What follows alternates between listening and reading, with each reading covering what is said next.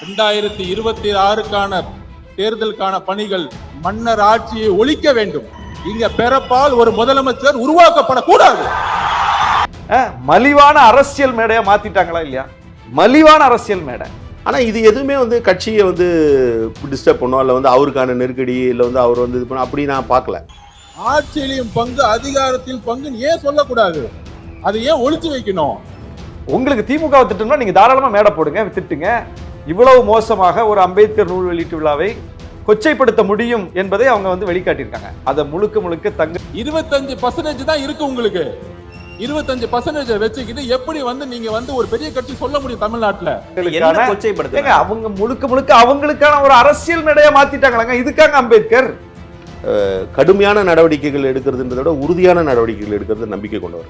இதை அவருடைய பார்வையில முழுக்க கிரிட்டிக்கலா மாத்தினது விகடனும் விஓசியும் விஜயும்.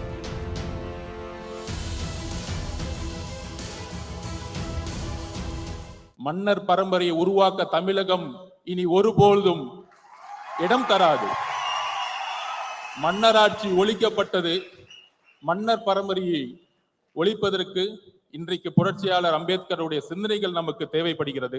2026 தேர்தலுக்கான பணிகள் மன்னர் ஆட்சியை ஒழிக்க வேண்டும்.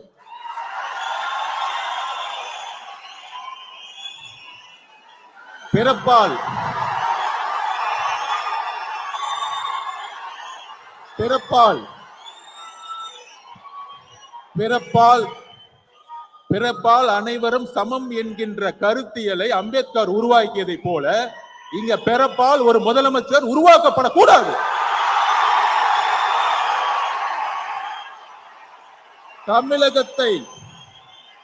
தமிழகத்தை ஆள வேண்டும் என்றால் ஒரு கருத்தியல் தலைவர் தான் ஆள வேண்டும். ஆட்சியிலும் பங்கு அதிகாரத்தில் பங்கு ஏன் சொல்லக்கூடாது? அதை ஏன் ஒழிச்சு வைக்கணும்? அதுக்கு ஸ்ட்ராட்டஜி எல்லாம் தேவையில்லை. இனிமேட்டு அரசியல ஒழிச்சு வச்சு பண்ண வேணாம். எடுத்த உடனே ஸ்ட்ரைட்டா நெஞ்சுக்கு நேரா பேசுவோம். முதுகு பின்னாடி பேசுறது தேவையில்லை. எதுக்கு பயம்?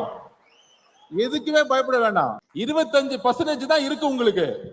25% வச்சுக்கிட்டு எப்படி நீங்க ஒரு பெரிய கட்சி சொல்ல முடியும் தமிழ்நாட்டுல? கூட்டணி ஆட்சியை உருவாக்க வேண்டும் தமிழகத்தில். அதில் தலித் மக்கள் பெரும்ப வேண்டும். சமூக நீதியை உருவாக்கிட்டோம். சமூக நீதி 69% உருவாக்கிட்டோம். எல்லாருக்கும் வேலை கிடைச்சிருச்சு. டாக்டர் ஆயிட்டாங்க, இன்ஜினியர் ஆயிட்டு இருக்காங்க, எல்லாம் ஓகே. ஆனா அரசியல்ல அதிகாரத்துக்கு வரணும், விடவே மாட்டாங்க. மன்னராட்சி தான் இங்க இருக்கு. மன்னராட்சியை கொஸ்டின் கேட்டா உடனே சொல்லிடுவாங்க, நீ சங்கின்னு சொல்லு, இல்ல அர்பன் நக்சலைட் சொல்லு, இல்ல மாவோன்னு சொல்லு. அதை பத்தி எங்களுக்கு எந்த கவலையும் இல்லை. தமிழக மக்கள் புதிய அரசியலை உருவாக்க முடிவெடுத்து விட்டார்கள். அந்த விழா வெறுமனே அம்பேத்கருக்கு சிறப்பு சேர்க்கிற நூல் வெளியீட்டு விழாவாக மட்டுமே நடந்தால் அதுல எங்களுக்கு பிரச்சனை இல்லைங்கிறது தானே எங்க தலைவர் வெளிப்படுத்தியிருக்காரு. ஆதவுக்கே அதானே சொல்லி அனுப்பியிருக்காரு, நீங்க போவாதீங்க அப்படின்னு முட்டுக்கட்ட போடல. ஆனா அது அம்பேத்கர் விழாவாக நடக்கட்டும். ஆனால் அம்பேத்கர் விழாவாக நடக்காது என்பதை முன்பே கணித்து விட்டார் எங்க தலைவர். அது நடக்கவில்லை. நேற்று இவ்வளவு மோசமாக ஒரு அம்பேத்கர் நூல் வெளியீட்டு விழாவை கொச்சைப்படுத்த முடியும் என்பதை அவங்க வெளிக்காட்டியிருக்காங்க. அதை முழுக்க தங்களுக்கான அவங்க முழுக்க அவங்களுக்கான ஒரு அரசியல் மேடையை மாத்திட்டாங்களாங்க. இதுக்காக அம்பேத்கர் தமிழ்நாட்டில் அம்பேத்கரியம் குறித்த கருத்துக்கள் அங்க பேசப்பட்டிருக்கணும். இந்திய அளவில் அம்பேத்கரியம் சந்திக்கக்கூடிய சவால்கள் குறித்து அங்க பேசப்பட்டிருக்கணும். அவங்க பாவம் ஏன்டா இந்த மேடைக்கு வந்தோம்னு முகம் சுருங்கி வாடி போய் உட்கார்ந்து இருந்தாங்க. அவங்க பாடி லாங்குவேஜ் பாத்தீங்களா இல்லையா? அவங்க முகத்தை பாத்தீங்களா இல்லையா? இவங்களுக்கான அரசியலை பேசும்போது அவங்க எப்படிங்க அங்க உட்கார்ந்துட்டு இருக்க முடியும்? இப்ப எங்க தலைவர் போனாலும் அதான நிலைமையா இருந்திருக்கும். நேத்து உங்களுக்கு திமுக திட்டம்னா நீங்க தாராளமா மேடை போடுங்க, திட்டுங்க. தெளிவுக்காக கேட்டுக்கிறேன். ஆதவர்ஜுனா விஜய் 2 பேரை பத்தியும் பேசிட்டு இருக்கீங்க. 2 பேரை பத்தி தான் பேசுறேன். நீங்க 2 பேருமே உங்களுக்கான அரசியல் ஒரு நிலைப்பாட்டை நீங்க எடுத்துட்டா தாராளமா செய்யுங்க. யார் அதை தடுக்க முடியும்னு கேட்க. ஆதவே திமுக எதிர்ப்பு அரசியல் நிலைப்பாட்டை எடுத்து அவர் பயணிக்கணும்னு நினைச்சா அதை யார் குறுக்க நிக்க போறாங்க? விசிக முதல்ல அதுக்கு தயாரா இருக்கா? விசிக தலைமை அதை அனுமதிக்குதா? நாங்க திமுக கூட்டணியிலிருந்து வெளியேறி தாவேகாவோட சேரணும் ஒரு நிலைப்பாடை எடுத்துட்டோம்னா அது பத்தி பிரச்சனையே கிடையாது.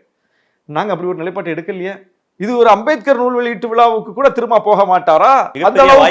அந்த அளவுக்கு கூட்டணி நிர்பந்தமா? ஒரு மிகப்பெரிய வாய்ப்பை திரும்ப இழந்து விட்டார். என்ன வாய்ப்புன்னு தெரிஞ்சிருச்சுல.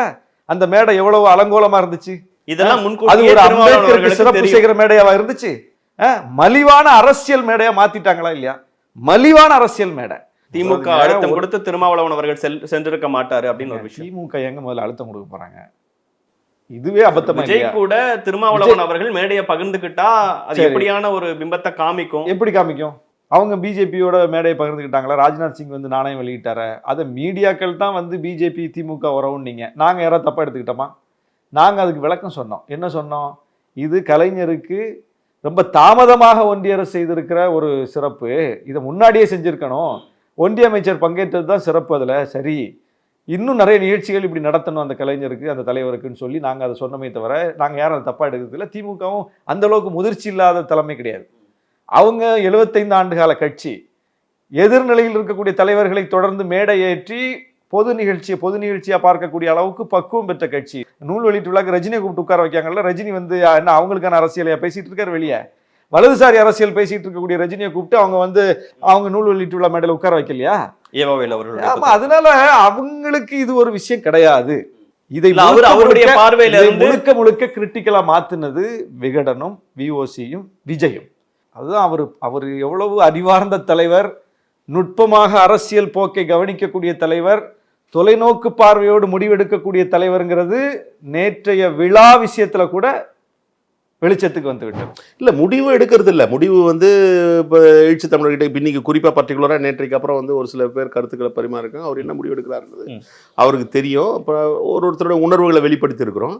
ஆனால் இது எதுவுமே வந்து கட்சியை வந்து டிஸ்டர்ப் பண்ணும், இல்லை வந்து அவருக்கான நெருக்கடி, இல்லை வந்து அவர் வந்து இது பண்ண அப்படி நான் பார்க்கல. அது ஒருத்தரோட ஸ்டைல் ஆஃப் ஃபங்க்ஷனிங்னு ஒன்று இருக்குது.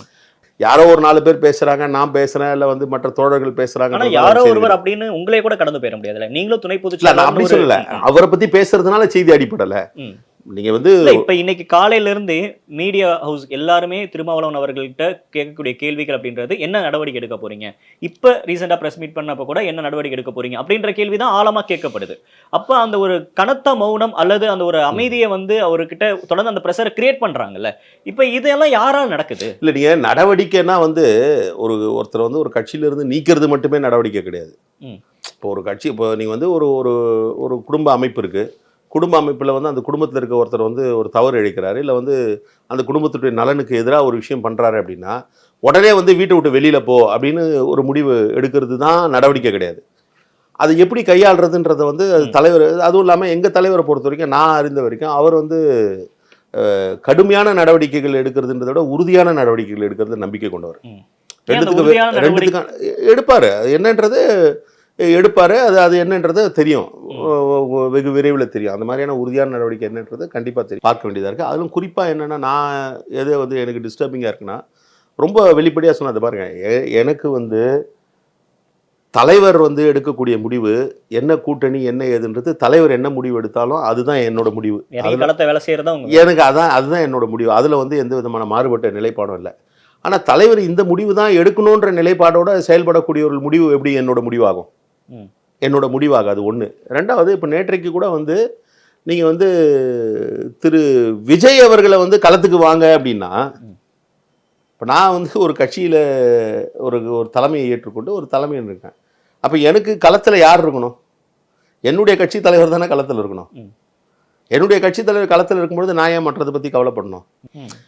அது மட்டும் இல்லாமல் இது வந்து இப்போ இந்த குறிப்பாக இந்த வேங்கைவேல் பிரச்சனை பொழுது எனக்கு ஒரு விஷயம் புரியல. எல்லாருமே வந்து என்னென்னா வேங்கைவேல் பிரச்சனை பற்றி பேசும்பொழுது விசிகே அது வந்து கேட்க மாட்டாங்க. விசிகே கேட்குறோம், விசிகே போராடுறோம், விசிகே அதுக்காக இப்போ சட்டமன்றத்தில் நானே பேசியிருக்கேன். நான் வந்து இன்னும் ஆன் ரெக்கார்டு பேசியிருக்கேன்.